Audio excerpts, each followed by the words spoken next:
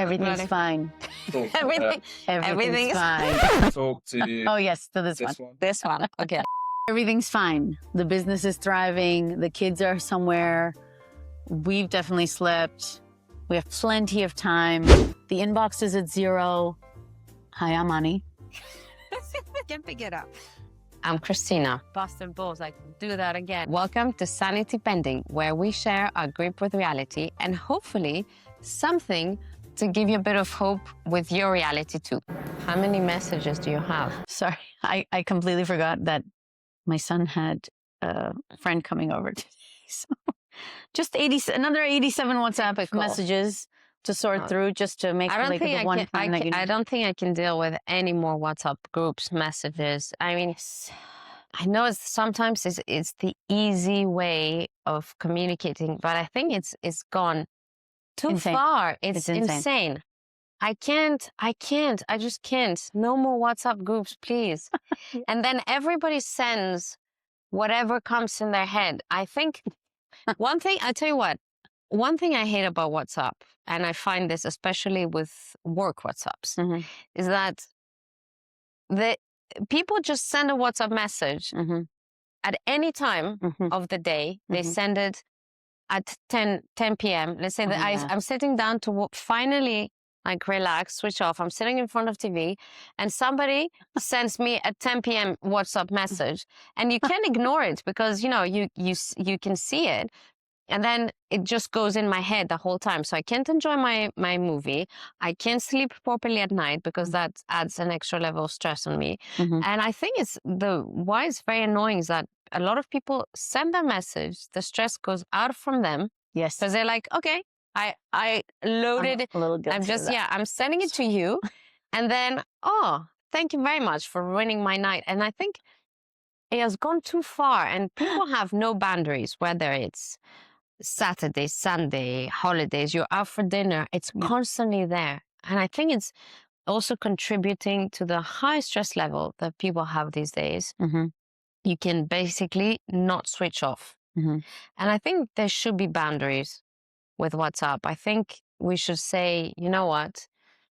No texting after 6. Yes. Because for our brains. For our brains, yes. For our sanity. For our sanity, exactly. Yes. I find so. There should be a WhatsApp etiquette. There should be WhatsApp etiquette. And I'm definitely guilty. I will be the first to admit of sending a WhatsApp to get something off my plate. And I've started to almost compose. I started to do this, compose a message on my phone and not send it if it's too late. But then what started to happen is I would have WhatsApp on my desktop, which is open all the time as I'm working, and then WhatsApp on your phone. And if you've composed it one place and not the other, oh my God, you know, so then I just started to send it again, which I also know is wrong because I hate that too. I think it's very difficult with the work boundaries and then also with the children ones. And I will say that there are certain WhatsApp groups, like our parent WhatsApp group that we have now. You know, they organize the WhatsApp group by the urgency of the topic. So if it's like school needs today, then you know to check that. But if it's just fun information for your kids, like let's say somebody's booked a ticket to go somewhere and they're inviting the rest of the class to go, then that's not urgent for you to look at. Manage. I don't know how many calendars do you have to manage? A lot, but I tell you what, I'm very old school. I get lost with these Google calendars. I know you love your Google calendars. You add everything on your Google. I'm very old school because the only way for me to not get lost, because I have meetings there, invites there. But now with a new restaurant launch, like an interview here, an interview there, this, that. I'm all over the place. So I have an old school diary with a date. Everything that I schedule, I write it down. And from time to time, I take my phone, I go through all my WhatsApp conversations in case I miss something. I just read the messages. Oh, I forgot this. I put it down. Oh, that's good. So I just open my diary and I say, today I have to do this, this, and this. Otherwise, I get lost. Yeah. See, that stresses me out. Because, no, I can't. Because the ability to, for me, if I get something in WhatsApp, if I don't record it, sometimes I say to the person messaging me, can you just respond to this? I'm not going to respond to you so that I remember to do it later. And then it's automatically put into your calendar. Have one calendar. I find this much easier when it's multiple people who are And then helping you you have with to your check kids. your phone the whole time and your desk. Yeah, because I mean, then it's otherwise I won't remember to write from one place to another. Okay. Plus, I have one broken thumb and now really bad handwriting, so it's kind of. Now that you said broken thumb, you know what else I hate? Voice messages. I just hate voice messages. They all do it. My husband does it all the time. I want to kill him because it means that I have to press and then wait until it gets to the point where if it's written there, I just look at it and You move on. I move It's on. faster. Yes. It stresses me even more. And I think, again, it's a very selfish thing because I can't be bothered to. So I'm just blah, blah, blah, blah, blah, telling you what it is. And then you have to decipher what the most important things are. Write it down. But the voice message is so annoying because then it forces me to listen to it, which means that I have to respond to you immediately. And then I type and then they respond to me with a voice message again. And it's just so annoying. WhatsApp is very annoying. Sorry, guys. With my eye, I glimpse like my phone and I see 55 unread messages from one group. And I have to go through it and see, it's Odd Socks Day, but also this yummy cupcake here and then da-da-da-da-da. And it's exhausting. So the rules are, what are the rules? Well, stop texting after a certain time. That the work thing is killing me. If it's not relevant, don't post. Yeah, I think people should have boundaries, and there's no boundaries. Somebody should set proper boundaries on WhatsApp because it's about to explode. And also people working from different time zones. So and also not being added to WhatsApp groups without your permission. Yes, what is that all about? I hate. That's weird. Yeah, that's a little weird. Yeah. Without your permission, you're randomly now in a WhatsApp group that some people, I'm definitely not uncomfortable leaving WhatsApp groups, but some people are forever in WhatsApp groups that they just have to. I archive those. Yes. Also mute. You can always mute forever. No, I archive those. But even family, there's some family groups and again, even within my family, some people work harder than others. Some have a lot more time in their hands. They keep sending pictures of everything they do throughout the day, which is, again, I love you guys, but I can't even respond to you, you know? It's like... And I think some people also start to take it, there's this assumption that if they have sent you something, some people take it very personally and you don't respond. Exactly. And then there's this passive aggressive, well, where have you been? Yes. How come you haven't been hearting my comments? Or how come why are you not pressing hearts or why are you not commenting to everything I'm sending you? I mean, I can't. For the record, we're busy digging ourselves out of WhatsApp groups. That's why we haven't responded. It's something needs to happen. Yes, agreed. Before we all go crazy. Somebody should start that initiative. We should start the WhatsApp boundary movement. Yes. 2 years ago, we had Jonathan Haidt came to London, and he was talking about his book. I think it was The Anxious Generation that he had just launched for kids and about smartphones and kids and social media. And he said something that I implemented when I heard him speak, which was remove all your notifications except for the one for the taxi, your bank, like the most critical. When I did that, my life genuinely became much better. Social media, I put timers on everything, which, by the way, for Instagram doesn't always work. But that's another good example. Now people also text you on Instagram. And they send you important things on Instagram. Yes. And then they tell you, oh, but I texted you, the blah, blah, blah, blah, blah. I mean, the Instagram message that you don't see. Yes. Sometimes it doesn't even show for some reason. Yes. And then people get upset. And they even do it. No, sorry. No, go ahead. No, I just want to say this thing. And they even do it for the restaurant. You know, somebody sends a message on Instagram. Can I have a table for two tomorrow at 8 o'clock in the garden? And then they send another, excuse me, I sent you 3 messages and nobody has responded to me. I mean, just call us or book on their line system. You can't send a message on Instagram for reservation and get upset because nobody has responded to you. You know what I mean? Yes, yes. Yeah. We had there's a woman who works on supporting the team of the lawyers that I work with for my business, and she messaged me on LinkedIn, checking in if I needed anything. And I read the message quickly, and I assumed it was like a pitch. Yeah. Those millions of emails and pitches that you get. And I said, no, thanks. On LinkedIn. And then something about her name later, 2 days later, somehow her name popped back up into my head, and I thought, wait a minute, I know her. We've emailed. I mean, for years since I opened my business, I've been working with her company. And I emailed her and I said, wait a minute, I assumed you were kind of this random pitch because of the way that you asked me the question. But clearly, it's because you sent it through LinkedIn as if we don't already work together. And we do. And so I think there's also that kind of, once you're familiar, the conversation moves to a certain place. Yes. And then it should continue in that place in business. Right?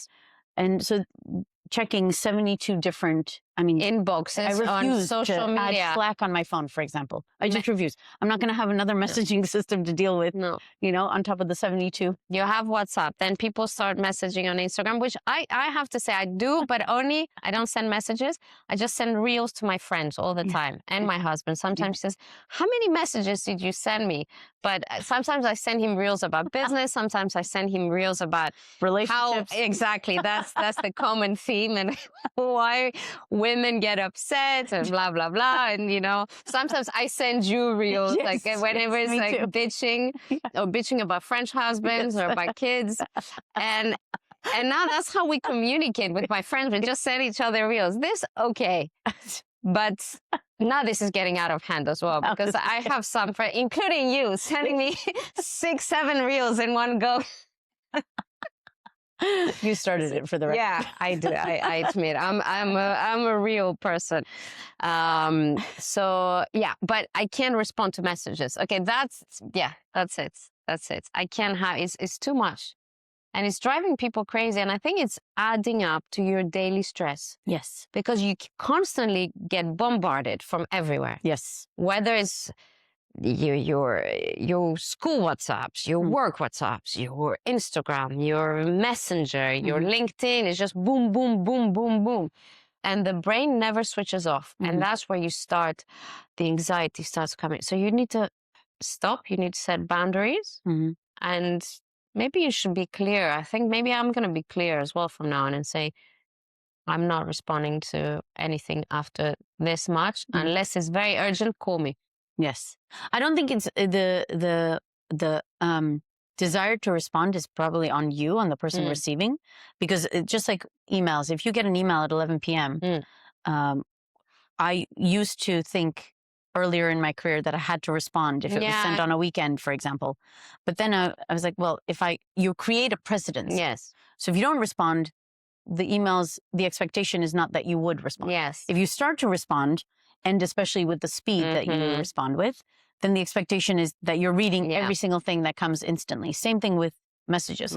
The problem is when you come back to 500 messages, you're trying to figure out which one is urgent when it comes to school, when it comes to work. Yeah, but I tell you what, I think there's that's the difference between email and WhatsApp. I think when you send an email, when I receive an email, I understand, I can read through how urgent it is or not, but I don't feel so much pressure to respond immediately. But when I receive a WhatsApp, I immediately feel the pressure, because also the sender, when they have the option, depending also on what kind of relationship they have with you. But when you send an email and when you send a WhatsApp, you have different expectations. I think when somebody chooses to WhatsApp you, it means that they have a higher expectation of you to respond. Yes. And then it's up to you to prioritize what matters and what doesn't. And when you respond and the precedent you set. But then, as you said, through WhatsApp, you have a lot of misunderstandings, miscommunications. And don't even get me started about when you read a text message, when somebody's writing, and that's, again, for example, the case with my husband, he types he types what he thinks, but without meaning badly. He just gets it. He's in a hurry. I like that too. But then the person that receives it is like, reads it like very abrasively. Oh my God. And sometimes when we are but he didn't mean it like that. It's just, he's going fast and he's like not thinking, boom, boom, boom, get it out of the way. Yes. And sometimes when we are in some common work WhatsApp groups, I look at it and I'm like, oh, what did you write? He said, I didn't say anything. It's just, Yes. And it's and then- because he's approaching it from a matter of fact. yeah, this is it is what it like. Blah blah blah. but no and he gets- pleasantries, etc. Yeah. I'm like that too, and I always we get in and trouble now for that. we had to work on it, and now he has to make an effort to, Mhm. and sometimes he gives me the message that, is this okay? Yeah. Because you end up getting into misunderstandings, and that's another reason I don't like WhatsApping serious business stuff. And sometimes you read, people send you this much long Mhm. messages, and you have to respond to it. And I say, Mhm. let's just jump on a quick call, because I don't want to start writing the story of my life, and then we get into any misunderstandings from WhatsApp. Exactly. I have a friend who, every time I WhatsApp her, she picks up the phone and calls me. Yeah. You're like this too. You always Yeah. call. And it's great because then you have that in exchange. Sometimes though, it almost feels like if I'm WhatsApping you, I don't expect you to be immediately available. And if I'm calling you, I'm wondering, I happen to be walking by where you are, Yeah. or I have to tell you something urgently. So that's how I, almost like dictate a phone call versus a text versus an email. I think it comes back to that, the intention thing, because you have,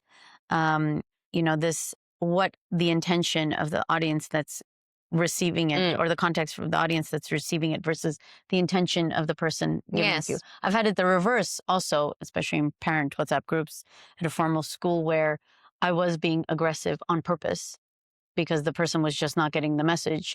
They picked up the phone and called me and said, it seems like you're being aggressive, but I'm sure it's coming off wrong. And I'm like, nope, it's not at all. I am purposely trying to deliver a message to you that you don't want to receive. Yeah. And I think that also, that clarification, but it was very much, actually it was my cultural background, but also the person who I was working with comes from a very direct background. And so maybe it was there, usually when I have these exchanges, there is a lot of misinterpretation. Let me just check. And in our case, no, it was interpreted correctly. But at least still, you have to have that conversation, and you don't know to have the conversation via phone what is really meant.